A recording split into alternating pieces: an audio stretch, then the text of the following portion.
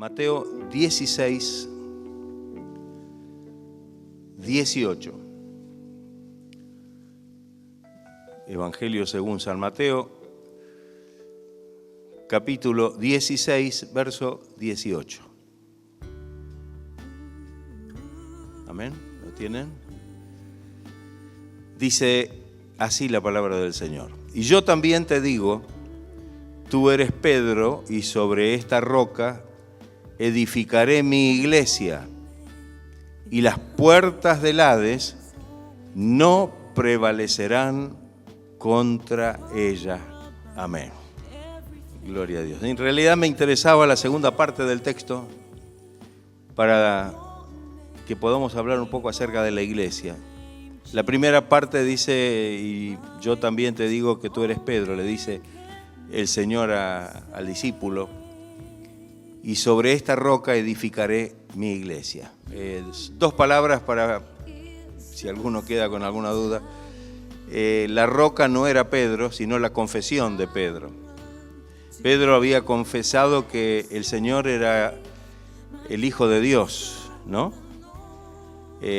Sobre esta confesión sería edificada la iglesia de Cristo. No sobre la persona de Pedro. Esta fue la mala interpretación, y es la mala interpretación de muchos que le atribuyen a Pedro que es el único fundamento de la iglesia, y como bien lo expresa el apóstol Pablo, en realidad el fundamento de la iglesia es Jesucristo mismo. Amén. Gloria a Dios. Pero la segunda parte del texto dice, edificaré mi iglesia. Ahí quiero enfatizar el mí. No dice edificaré una iglesia o edificaré la iglesia, sino edificaré mi iglesia. Y esto es algo importante para nosotros, ¿no? Por supuesto, a veces el término iglesia lo usamos de maneras diferentes. A veces lo usamos como sinónimo de edificación, de templo. Y en realidad la palabra iglesia, que es o se refiere a la congregación de los llamados, se está refiriendo al edificio espiritual y glorioso, y ahora lo vamos a ver, que lo componemos los creyentes, los cristianos, los que creímos en el Señor. Amén. Entonces el Señor dice, edificaré mi iglesia, y aquí viene algo hermoso, ¿no? Y las puertas del Hades. El Hades era la morada de los muertos. En el Antiguo Testamento se llamaba Seol del hebreo, Hades en el griego, y era la morada de las almas de los que mueren. Pero en realidad es sinónimo de muerte. En este sentido, y aquí aplicada a este texto, es sinónimo de muerte. Entonces dice, y las puertas del Hades, de la misma muerte, no prevalecerán contra la iglesia. Porque en realidad el Señor nos ha dado vida. ¿O no es así? En otras palabras, es como si el Señor dijera, mi iglesia nunca morirá.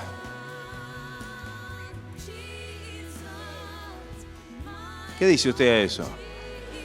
Es como si el Señor dijera, no, la muerte no va a prevalecer, no va a poder prevalecer contra la iglesia. Mi iglesia no morirá. Por eso es que Él nos ha comprado vida y vida eterna. Amén, hermanos. Gloria al Señor. Quería hacer esto como una introducción para que podamos comprender el significado de la palabra iglesia. Sí podemos hacernos o autoformularnos la pregunta, ¿qué significa pertenecer entonces a la iglesia? Yo creo que muchas veces o no sabemos, o nos olvidamos, o quizá hemos tenido enseñanzas que no han sido bíblicas con respecto a este tema. En la palabra de Dios existen varias figuras a través de las cuales podemos entender o podemos identificar a la iglesia. La iglesia es la familia de Dios. La iglesia es el pueblo de Dios. ¿Sí? También la iglesia es el cuerpo de Cristo. Y también la iglesia es un templo para morada de Dios en espíritu, porque somos piedras vivas que edificamos un edificio espiritual cuyo cimiento y piedra angular es Jesucristo mismo, como dijimos antes. Yo en esta mañana me quisiera referir a dos de estos temas, porque los otros dos los voy a leer a la tarde, los voy a predicar a la tarde. Entonces vamos a ver en principio la iglesia como en principio familia de Dios. Sabemos que el Señor dice que somos linaje suyo, ¿no? Cuando habla del linaje, esa palabra estamos entendiendo que es una descendencia o ascendencia de sangre, y en este caso estamos hablando de una ascendencia y descendencia espiritual.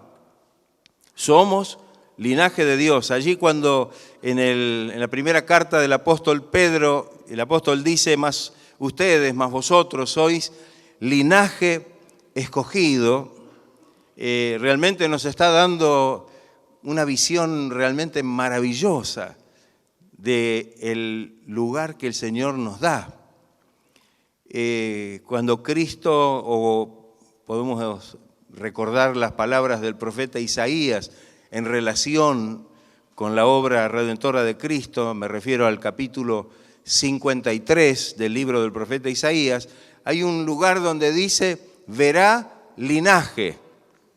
Verá linaje. ¿Y cuál es el linaje que verá el Señor?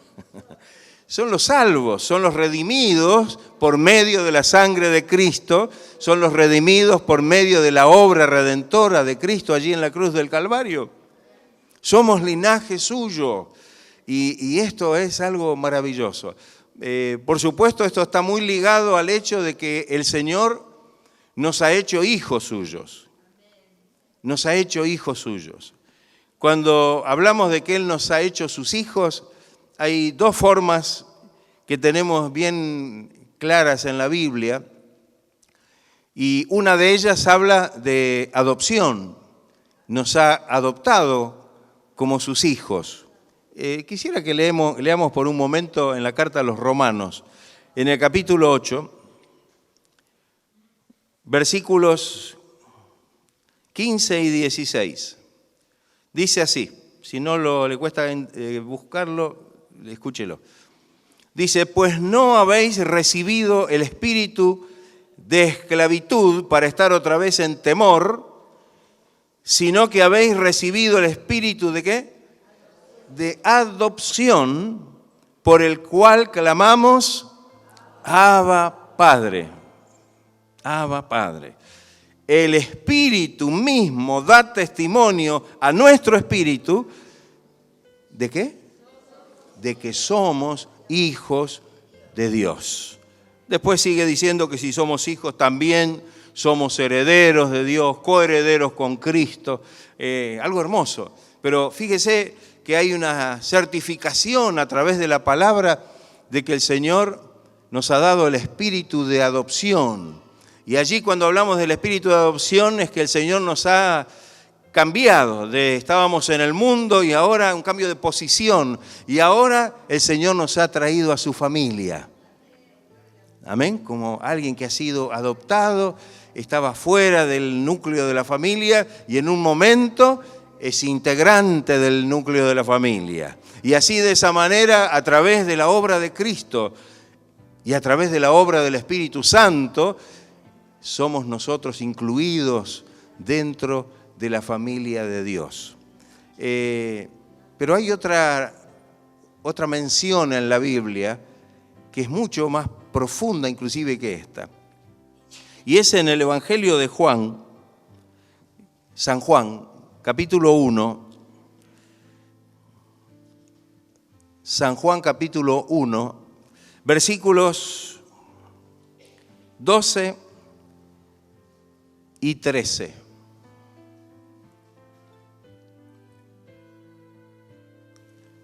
Dice así, mas a todos los que le recibieron, habla de Cristo, a todos los que recibieron a Cristo, aceptaron al Señor, los que creen en Él, a los que creen en su nombre, les dio potestad, les dio derecho de ser hechos hijos de Dios. Pero mire lo que dice, y aquí viene el punto, los cuales no son engendrados de sangre, humanamente, sino, ni de voluntad de carne, ni de voluntad de varón, sino de Dios. Hay una palabra clave acá, no sé si usted la pudo detectar. ¿Se anima a decirla fuerte si la detectó? Engendrados. No dice adoptados. Hay una gran diferencia entre adoptar o engendrar, ¿o no es así? Y aquí habla de algo maravilloso, es el hecho de que no solamente hay un cambio de posición, sino que hay un cambio de condición y de naturaleza. Bien claro dice la palabra que el Señor nos ha hecho partícipes de su naturaleza divina. ¿O no es así? ¿No dice Pedro esto? Entonces, hay un cambio total de condición. Hemos recibido ahora una nueva naturaleza y como hijos de Dios, somos doblemente hijos, adoptados, un cambio de posición. Ya no somos del mundo, ahora somos de Cristo. Pero también hay un cambio de naturaleza, ya no la naturaleza humana, carnal y pecaminosa, sino una naturaleza gloriosa, divina, que es la que el Señor ha puesto en nosotros, para que podamos ser verdaderamente hijos suyos y a través de la cual hoy podemos realmente vivir en este mundo.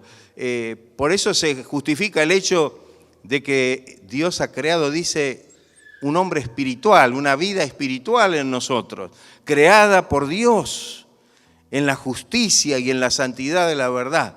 Esto no viene del mundo, esto no viene de un esfuerzo humano, sino que esto viene por gracia y por obra del poder del Espíritu Santo. Amén. ¿Tiene usted conciencia de esta relación y de esta bendición tan grande como hijo de Dios? Mire, somos de la familia de Dios primero que nada, porque somos hijos de Dios. Somos hijos de su familia. El que nos ha llamado y decretado hijos de Dios es Dios mismo. No es que yo me he hecho a mí mismo hijo de Dios. El apóstol Juan en su primera carta, capítulo 3, primera de Juan 3, dice, amados, ahora somos hijos de Dios. Ahora somos hijos de Dios. Y yo digo, qué hermoso. Ese ahora tiene una significancia. Ese ahora quiere decir que hubo un antes. Antes no éramos hijos de Dios.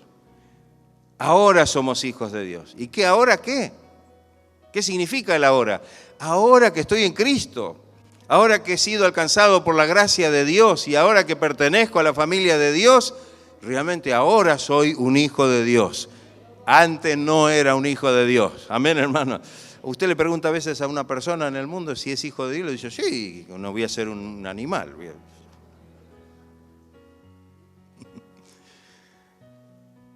Pero no saben lo que significa ser hijo de Dios. Pero creo que usted lo tiene que saber y lo tiene que disfrutar y tiene que realmente vivir una vida digna de ese privilegio y de ese honor que Dios nos ha dado para que nosotros podamos realmente vivir nuestra vida como verdaderos hijos de Dios. Ahora bien, esa familia, y volviendo al tema inicial, esa familia de Dios es la iglesia. Esa familia en la cual Dios nos puso es la iglesia. Esto quiere decir de que tenemos todos un mismo Padre. Todos tenemos a un mismo Padre. ¿Quién es nuestro Padre? Es Dios. Él es nuestro Padre. En Efesios 4:6 dice en la parte pertinente, un Dios y Padre de todos. ¿De cuántos? De todos. El cual es sobre todos y por todos y en todos. Alabado sea el nombre de Cristo. Es Padre de todos. sobre todos porque Él está por encima de todos nosotros. Él es nuestro Padre, Él es nuestro Dios. Dice por todos, es decir, a nuestro favor. Ese por nosotros significa que Él está dispuesto a obrar en nuestra vida. Está a favor nuestro. Y el en nosotros significa que Él está dentro nuestro por medio del Espíritu Santo. Gloria sea el nombre de Cristo. Mire qué hermoso esto, ¿no?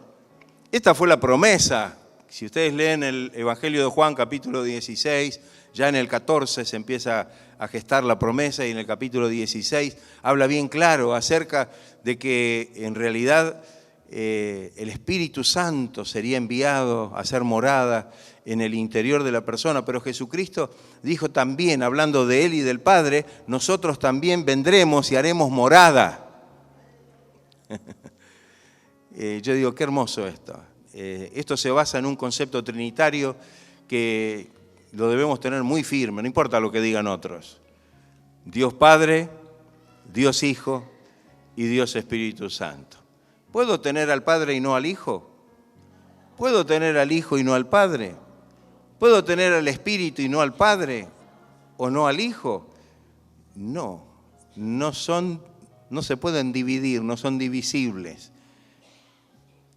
Dios Padre, Dios Hijo y Dios Espíritu Santo. Si usted lee en la Biblia, desde Génesis hasta el final, usted se va a dar cuenta que es totalmente imposible separar las personas de la Trinidad.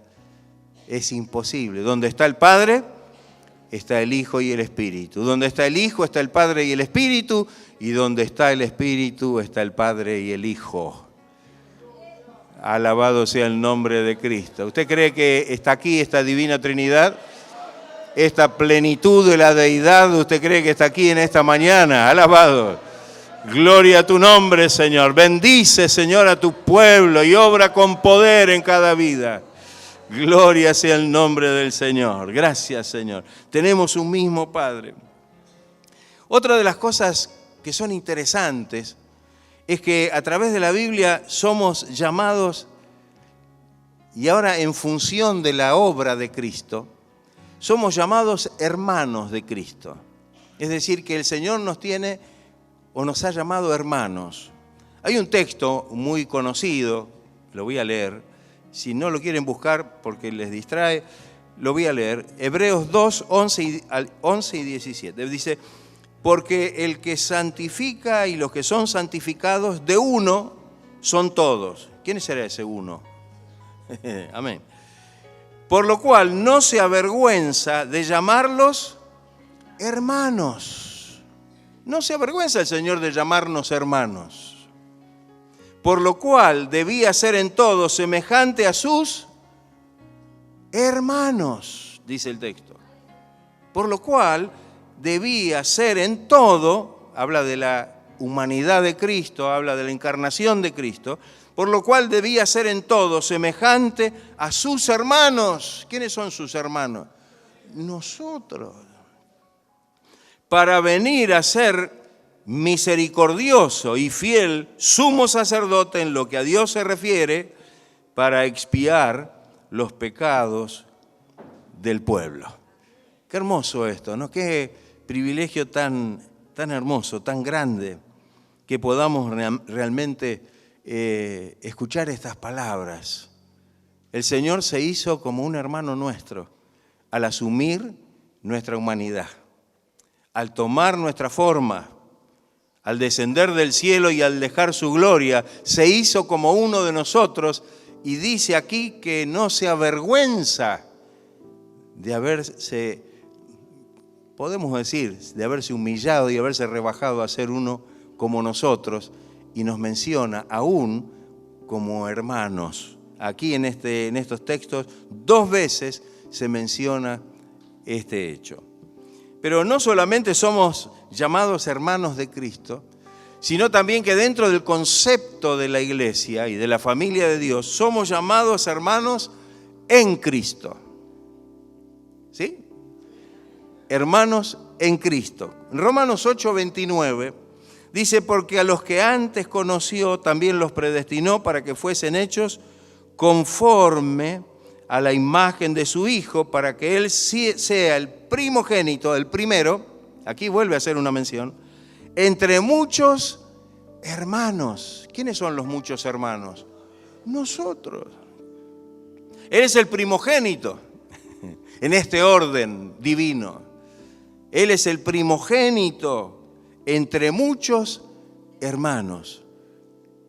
Qué maravilloso, ¿no? Somos hermanos en Cristo. En Colosenses 1:2 dice a los santos, dice la salutación de Pablo, ¿no? Y fieles hermanos en Cristo, que están en Colosas, gracia y paz sean a vosotros, de Dios nuestro Padre y del Señor Jesucristo. Mire qué hermoso. A los santos y fieles, ¿qué? Hermanos en Cristo. Qué importante esta bendición y este privilegio. Somos hermanos en Cristo. Somos hermanos, usted y yo somos hermanos. En Cristo, es decir, por medio de Cristo, por la obra que Cristo hizo. Él es el que nos ha ligado. Él es el primogénito dentro de esta hermandad. Como dice allí bien claro, es el primogénito entre muchos hermanos.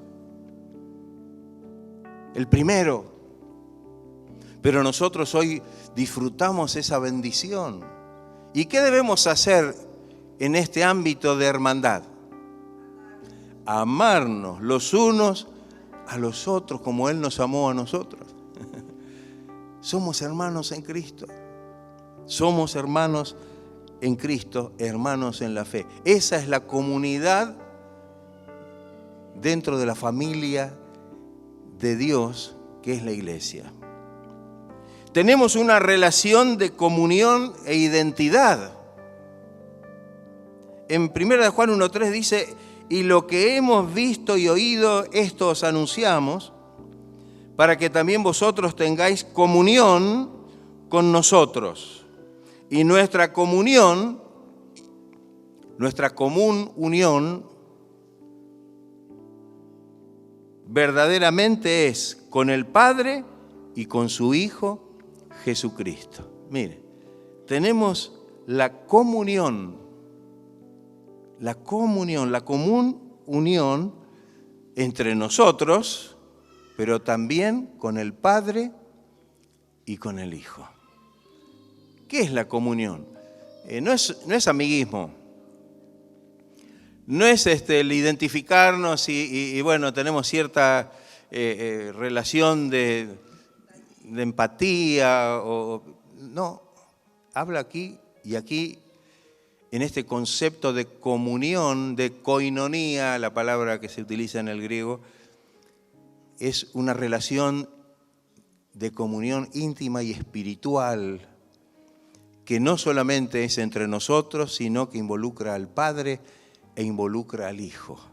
Estamos todos en una misma relación de amor. Esto me hace acordar a la oración de Jesús, allí en Juan 17, cuando Él ora al Padre y Él le dice, ¿no? Así como me has amado a mí y los has amado a ellos. O sea, hace una relación, una interrelación entre ellos y nosotros, de un amor maravilloso que debe reinar entre nosotros como una característica propia de la familia de Dios. Nos debemos amar. Como familia de Dios, no solamente somos familia de Dios porque somos el cuerpo de Cristo, sino que realmente hay un lazo de amor que debe unirnos y realmente es algo importante. Nos une el amor del Padre. En Colosenses 2:2 dice, unidos en amor, hasta alcanzar todas las riquezas de pleno entendimiento, a fin de conocer el misterio de Dios, el Padre y de Cristo. Volvemos ahí. Y el último texto, en la oración del capítulo 17 de Juan, Jesús dijo, yo en ellos. ¿Quiénes son ellos? Nosotros. Yo en ellos y tú en mí, para que sean perfectos en unidad. Mire, perfectos En unidad. ¿Está usted en unidad con el cuerpo de Cristo? ¿Con la iglesia? ¿Con la familia de la fe? Para que el mundo conozca que tú me enviaste, y mire lo que dice, que los has amado a ellos. ¿Quiénes son ellos? Nosotros, como también a mí me has amado. Qué hermoso. Jesús dijo esto, que Dios lo ha amado a Él tanto como nos ama a nosotros. Ese texto final, y que los has amado a ellos como también a mí me has amado. Qué hermoso que podamos disfrutar de esta relación dentro de la familia de Dios. Tenemos una familia de sangre, como dijimos antes, y nos amamos, y bueno, pero esta es una familia espiritual. Y el amor que nos une es el amor de Dios por sobre todas las cosas. Y eso se ve en la experiencia diaria, en nuestra relación de unos con otros, en nuestra cooperación en el servicio cristiano, en nuestro apoyo y ayuda de unos con otros. Que el Señor nos ayude. ¿Se siente usted parte de la familia de Dios? A veces hay alguien que dice, a mí nunca nadie me ayuda. Entonces podemos usar un texto que no es bíblico, que dice, ayúdate que yo te ayudaré. Y la completamos, como un desfasaje de lo que enseña la palabra. Es que debemos estar más, no preocupados, ocupados en amar que en ser amados. Cuando Dios nos amó, nosotros no le amábamos a Dios. Jesucristo no vino a morir por todos aquellos que le amaban. El Señor no dio su vida hasta la muerte por aquellos que amaban profundamente a Dios. No. Éramos pecadores, enemigos, lejanos, extraños. Enemigos en nuestra mente, dice el apóstol Pablo. ¿Se da cuenta? Entonces, si estamos esperando, tenemos que ser nosotros los que dispensemos el amor. Amén. Y creo que allí va a estar la verdadera bendición. Cuando todos estemos en la disposición de que ese amor que Dios ha tenido por nosotros y nos ha derramado en el corazón por medio del Espíritu, como dice en Romanos 5, lo compartimos y lo ejercitamos de unos para con otros, ya no hay contiendas, no hay celos, no hay envidias, no hay competencias, no hay nada, sino que el amor de Dios es el que puede realmente llevar nuestras vidas hacia la voluntad, hacia su designio, que realmente es lo que el Señor nos muestra en su palabra. Qué hermoso, ¿no? A veces tenemos que cambiar las preguntas que nos hacemos o que tenemos a flor de labio. Entonces, mire si Jesús hubiera dicho, ¿estos me aman? Yo voy a ir a salvar a esto, pero estos no me aman. Y aun cuando lo estaban clavando en la cruz, y cuando le habían colocado su corona de espinas, y cuando ya estaba desfalleciendo por el castigo y por la carga del pecado que estaba cayendo sobre su vida, con un gesto de amor, Jesús dijo, Padre, perdónalos, porque no saben lo que hacen. ¿Qué le parece? Perdónalos. No les dijo, Señor, mirá lo que me hicieron. Dales conforme. Yo creo que si hubiéramos sido nosotros, le mandamos una maldición a todos. Pero el Señor sabía que su muerte no era una muerte común, sino una muerte expiatoria. Y el amor que tenía en su corazón hizo que él hiciera esa confesión. Padre, perdónalos, porque no saben lo que hacen. Que el Señor nos ayude. no me quiero meter en el tema del perdón, pero el que ama, perdona. Amén. El que dice perdono pero no olvido, no ama. Vio que está eso, dice, yo te perdono, pero mira que no me olvido de lo que me hiciste. Y Dios dice que nos perdona allí en el libro del profeta Miqueas, que nos perdona y que se olvida del pecado y que lo echa a lo profundo de la mar, lo echa a sus espaldas y dice, no me acordaré más de tus pecados y de tus transgresiones. Alabado sea el nombre de Cristo. Dele gloria al Señor, dele gracias. Alabado sea el nombre del Señor, aleluya. Y ese es el amor que Dios pone en nuestros corazones. No para que digamos, perdono pero no olvido. No. Entonces que el Señor nos ayude para que podamos entender el significado de pertenecer a la familia de la fe.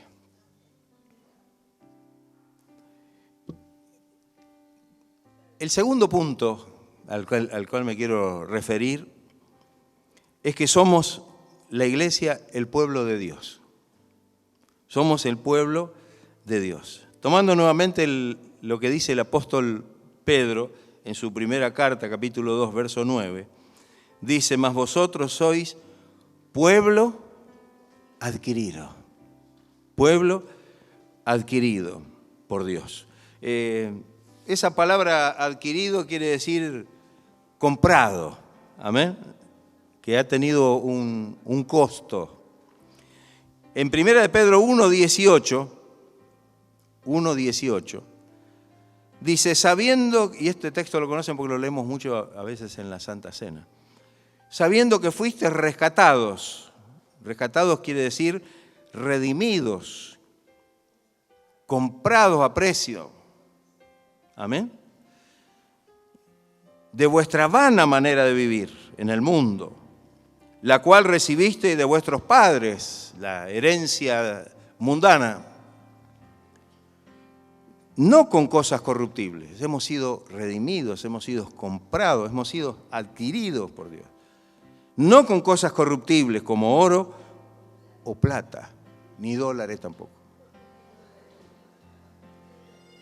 sino con la sangre preciosa de Cristo, como de un cordero sin mancha y sin contaminación. La mención de esto como de un cordero habla del sacrificio que fue sacrificado por nosotros, un cordero sin mancha, puro, amén, como dice la carta a los hebreos, puro, más sublime que los cielos, dice la carta a los hebreos. Qué hermoso, ¿no? Sin ninguna clase de contaminación. Hemos sido comprados, pueblo comprado por Dios. Le hemos costado caro. Le hemos costado caro. Como pueblo, el Señor nos adquirió, nos compró. Y el valor fue la sangre preciosa de Jesucristo para que hoy nosotros podamos ser pueblo de Dios, para que nosotros podamos entender que esta imagen de la iglesia como pueblo de Dios necesita que nosotros comprendamos el gran precio que el Señor pagó por cada uno de nosotros. Pueblo comprado, adquirido por precio, redimido es la palabra. Y la segunda cosa es que somos también, hablando del pueblo, también somos, menciona Pedro en el mismo texto, una nación santa, dice. Una nación santa. ¿Usted es santo?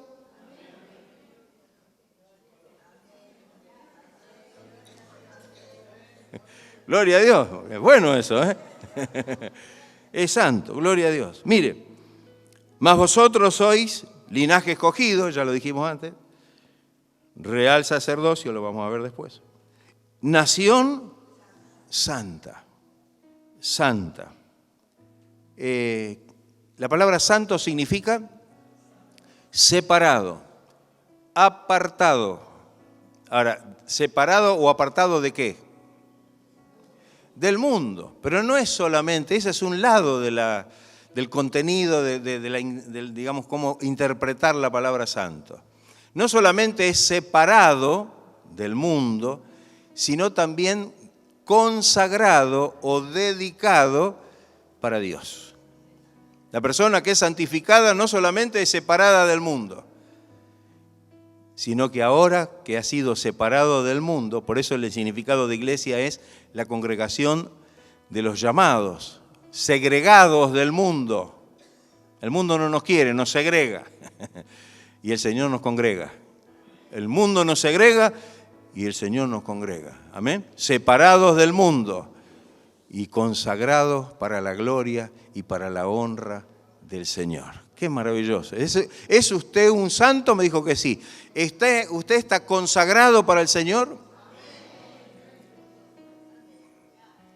Algunos dicen, no, pero yo soy un...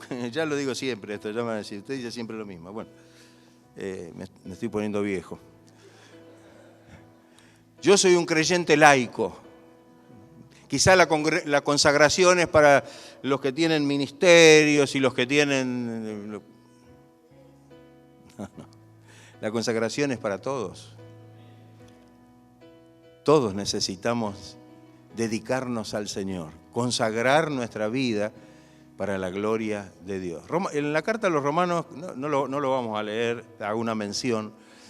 En el capítulo 12, dice que debemos ser un sacrificio vivo, santo, agradable a Dios, que es nuestro culto racional. Es decir, que debemos poner nuestra vida, consagrar nuestra vida en la presencia del Señor como un sacrificio. Vivo quiere decir voluntario, consciente. No como los sacrificios que se hacían antes, que se mataba a un animal, ese pobre animal no era consciente de lo que estaba pasando. Nosotros tenemos que ofrecer un sacrificio consciente, vivo, voluntario en la presencia del Señor. Agradable, porque tiene que ser un sacrificio de fe. Amén. Sabemos que la fe es lo que nos permite alcanzar la gracia de Dios. Bien dice la palabra que sin fe es imposible agradar a Dios. O sea, que yo pueda entregar o consagrar un sacrificio agradable, no puede estar exento de fe. Tiene que ser un sacrificio de fe. Qué importante esto, ¿no? Vivo, agradable, de fe y santo, separado y consagrado para la gloria de Dios. A través de lo cual, cuando seguimos leyendo, dice, nosotros descubrimos o tenemos el descubrimiento más hermoso en nuestra vida cristiana, que la voluntad de Dios para nuestra vida es buena, es agradable y es perfecta. Yo siempre digo que la única manera de descubrir que la voluntad de Dios es eso, es cuando nos ponemos en el altar de Dios. Mientras andamos ahí dando vueltas, vivoreando por alrededor, la voluntad de Dios es pesada, le tenemos miedo, no es agradable, es como ¿no? Cuando nos daban el medicamento que era tomar lo que te hace bien y teníamos que taparnos la nariz. No. Es buena, agradable y perfecta, pero no la va a descubrir, hermano, que sea de esta manera, a menos que usted pueda entregar su vida, como dijimos antes, en un sacrificio vivo, santo, separado del mundo y consagrado para el Señor, y un sacrificio de fe, agradable en la presencia del Señor. Qué hermoso, ¿no? Que podamos comprender que Dios quiere que seamos un pueblo santo para Dios. Amén. El Señor dijo ahí en la primera carta de Pedro que seamos santos. ¿Y por qué tengo que ser santo? ¿Cuál es la respuesta del mismo texto? El Señor dijo, sean santos porque yo soy santo. Mire, está, la respuesta está clara. Pero usted es Dios. Y bueno, pero yo les di mi espíritu. Mi Espíritu Santo. ¿Qué producirá el Espíritu Santo obrando en nuestro interior? Sino una vida de santidad en la presencia del Señor. Darle lugar al poder y la gracia del Espíritu Santo para que santifique nuestra vida y nos alejemos de todas aquellas cosas que realmente manchan nuestra vida y constituyen pecado. Así que vosotros sois linaje escogido, real sacerdocio, nación santa. En la carta a los Efesios, en el capítulo 5, versículos 25, la segunda parte y hasta el 27, dice algo que ahí lo entendemos bien. Cristo amó a la iglesia. ¿Amén? Sí. Y dice, y se entregó a sí mismo por ella, para santificarla.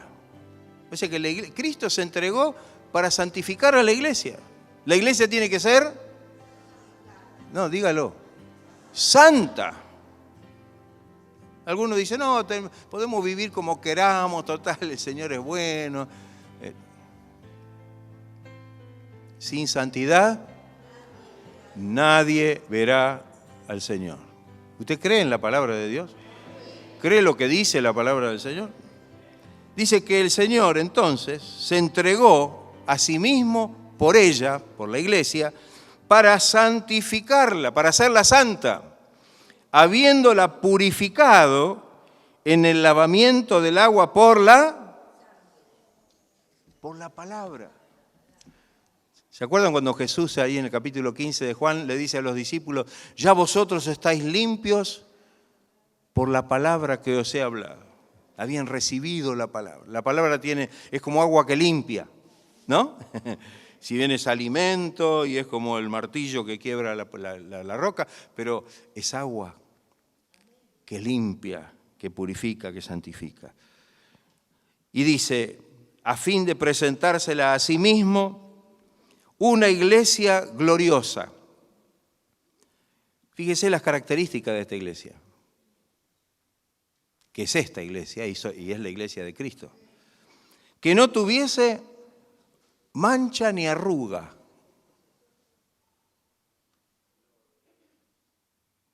Mancha ni arruga. Estamos hablando en el aspecto espiritual ahora. Algunos se está mirando a ver si se planchó la camisa.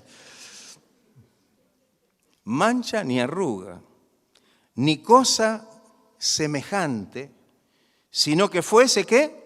Santa y sin mancha. Yo creo que esto es un llamado muy fuerte a la santidad para el pueblo de Dios. Somos el pueblo de Dios. Y a veces cantamos, ¿no? Somos el pueblo de Dios, gloria a Dios. Pero Dios, somos el pueblo de Dios y somos un pueblo santo. ¿O no es así?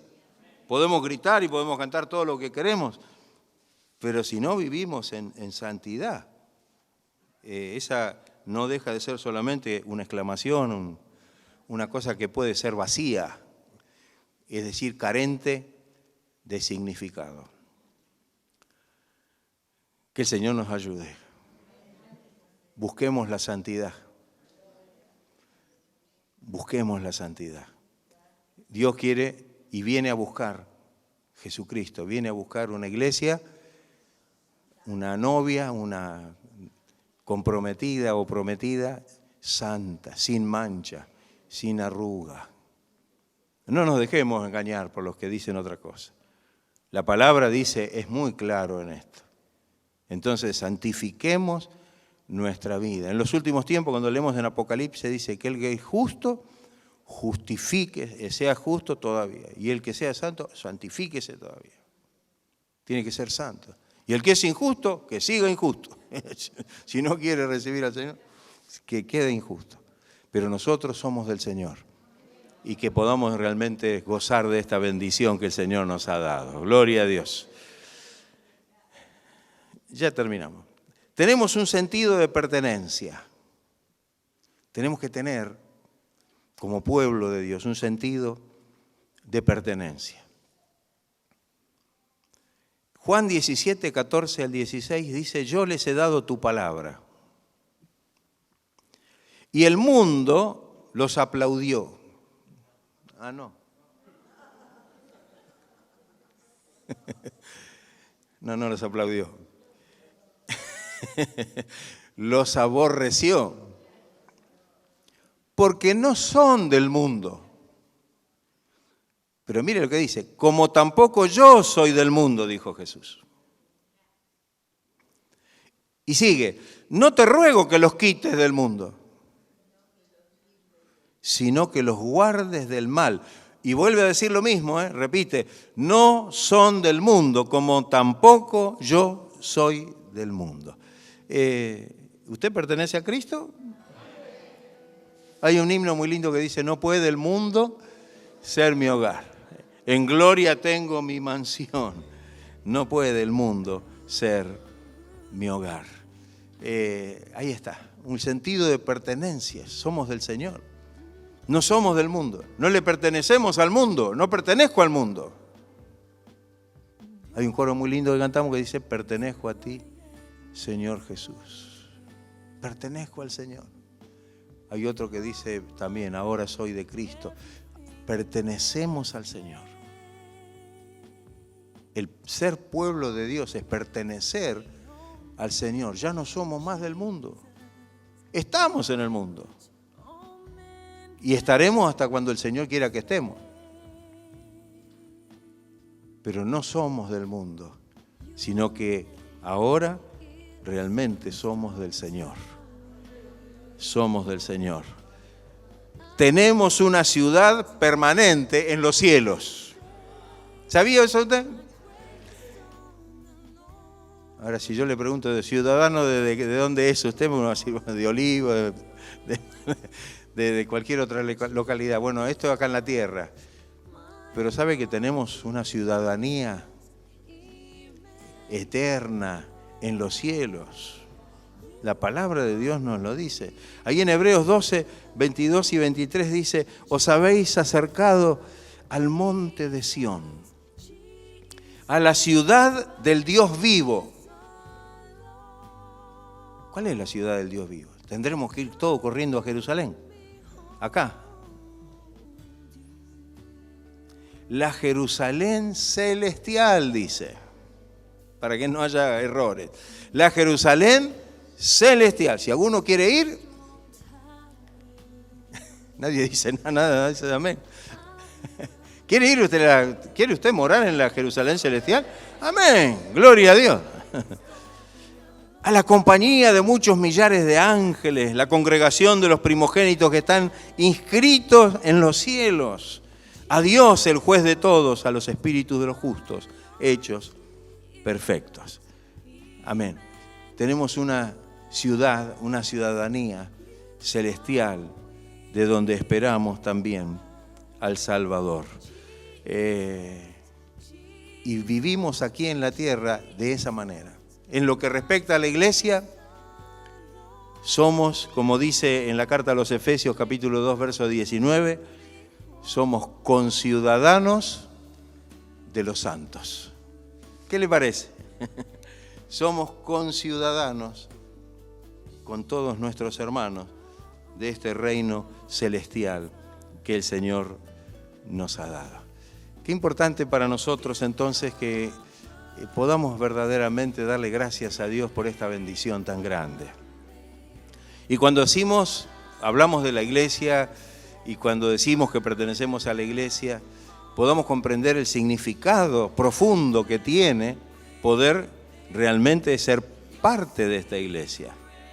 Que el Señor nos ayude para que realmente podamos disfrutar esta bendición como iglesia de Cristo, como familia de Dios, que es una de las imágenes o de las analogías, y como pueblo de Dios, que también es la iglesia del Señor en este tiempo.